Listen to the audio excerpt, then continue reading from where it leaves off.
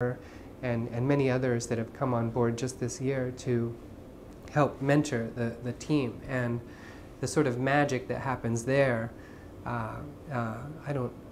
that's also very hard and something I don't get involved with. But they're really good at choosing projects that are at once achievable and demonstrate the core concepts of synthetic biology, and are also kind of cool. So, you know, they did the Bacto blood project in 2007, which was just kind of a fun project to do, and it was achievable. They didn't actually have to produce blood out of E. coli for people to use, but as a proof of concept, it was a really interesting project that students and, you know, just people in general can latch onto and understand the value of and understand how you might use synthetic biology to achieve a social good.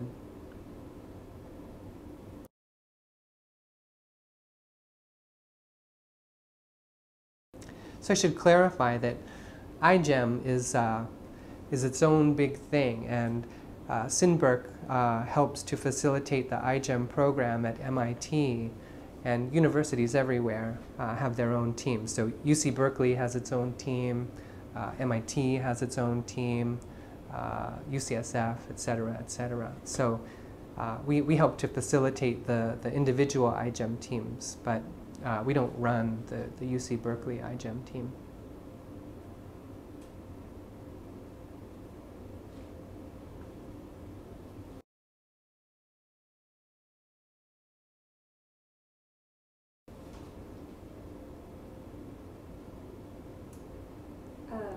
How would you describe this year's IGEM project at Berkeley?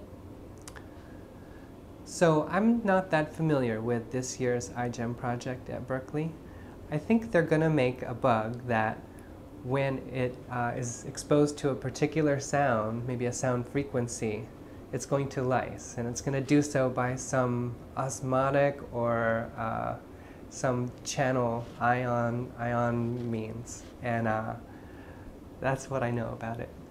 And I have great, you know, fantastical visions of what that might be like. I think it would be really hilarious if, you know, they were all singing a song like Mary had a little lamb, and when they hit the high note, you know, all the bugs burst, and I don't know, the petri dish turns yellow or something crazy. That would be great, but I think that's just my fantasy and science fiction. That's fantastic. I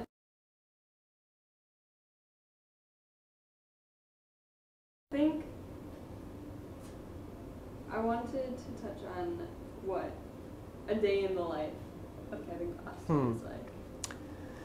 So the typical day for me is a little bit like being a cop, I think. I just kind of never know what's going to come in the door, what sort of email or call I'm going to get. So for example, today I'm sort of rebuilding a poster that just sort of describes Synbio in a general sense. I've been going back and forth a little bit with Gaiman Bennett at the Berkeley Human Practices group to sort of get the language down for a very lay audience about what is the Human Practices group. So that's a lot of fun for me to sort of interact with the scientists that way. And I do that a fair deal on a daily basis. Earlier in the day, I was participating on developing a memorandum of understanding with some industry partners that we have within Colombia, down in South America. And we're just trying to create a goodwill agreement that supports our mutual goals to increase the education and social economic benefits of synthetic biology in both of our countries. So that's a lot of fun to put synthetic biology in a much larger frame. I'm trying to think of what else I did today. Oh.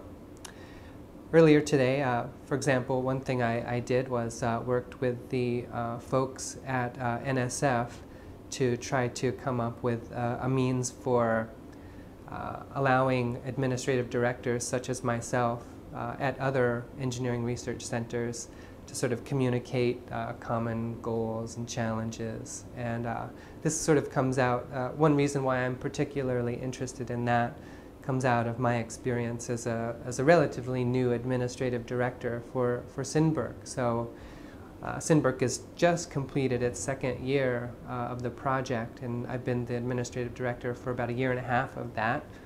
And it was pretty tough. There were a lot of things that I couldn't have anticipated having to know even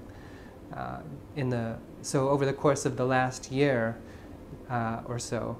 It's been a really kind of tough but rewarding process of learning everything that could possibly be involved with running the administrative aspects of an engineering research center. So I have a sort of personal goal to sort of give something back. It turns out that this year the ERC program is launching 5 new ERCs, and I want to help them to do a better job and to not fall into some of the pits that I fell into. What else did I do today? Oh. Another activity I'm just doing as an example is helping to develop our Student Leadership Council. This is something that the NSF puts a high priority on, and the function of the Student Leadership Council is to really take an active role in the governance of the center.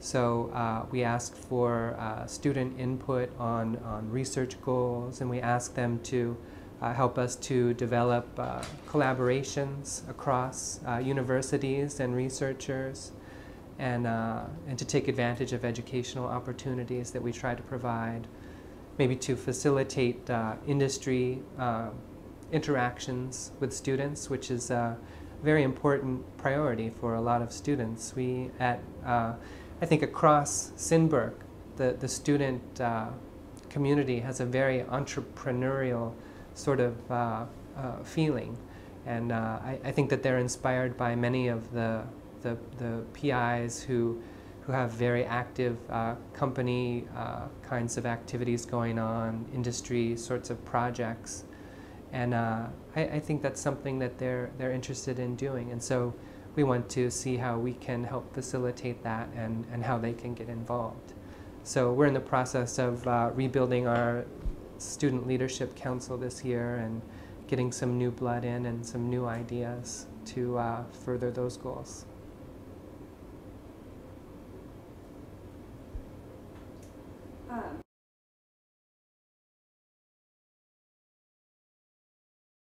One question I had is, how would you describe the design principles of Synbio, or of specifically Berkeley's end of Synbio? Sure. So the design principles behind synthetic biology, and you have to take this with a grain of salt because I'm not a PhD scientist. I would describe it as this. You begin with the basic building block of Oh no, I mean more of like the design principles of Synbio, as in how projects are decided upon, and more of the people-to-people relationship instead of the science. Sure. Okay, good. Sorry. That's a, I think, easier question to answer. So the organizing principles of Synbio probably fall along the lines, I think it in some ways mirrors the sort of democratic flavor of synthetic biology itself. It's a very open environment, open to people's ideas, and it's not very top-down. There's not, there's no single person that's telling any other person how to do their job or what project they ought to be doing. I think it's a very kind of open